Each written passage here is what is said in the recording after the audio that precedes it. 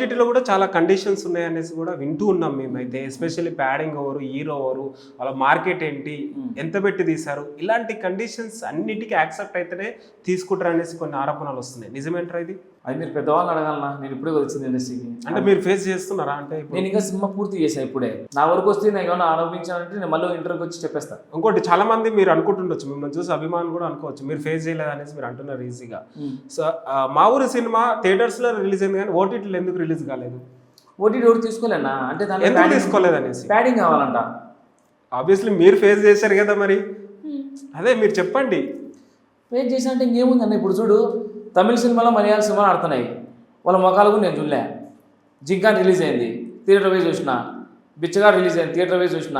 దాని తర్వాత మొన్న మలయాళ మజ్మల్ బాయ్స్ రిలీజ్ అయింది, థియేటర్ వేసి చూసిన. ఎందుకు ప్యాడింగ్? దేనికి ప్యాడింగ్? ప్యాడింగ్ అంటే దేనికి? ప్యాడింగ్ కాదు ఇక్కడ ఇంపార్టెంట్, కంటెంట్ ఇంపార్టెంట్.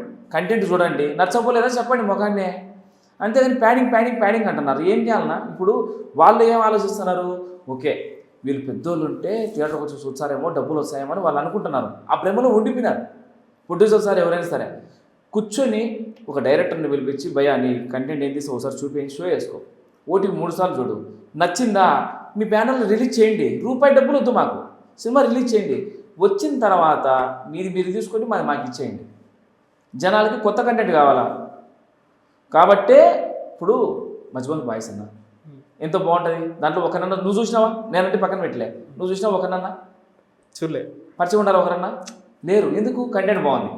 జింకానా నువ్వు చూసినావా? మంచిని చూసినావన్నా? మళ్ళీ ఎందుకు చూసినారు జనాలు కొత్త కంటెంట్ కావాలా?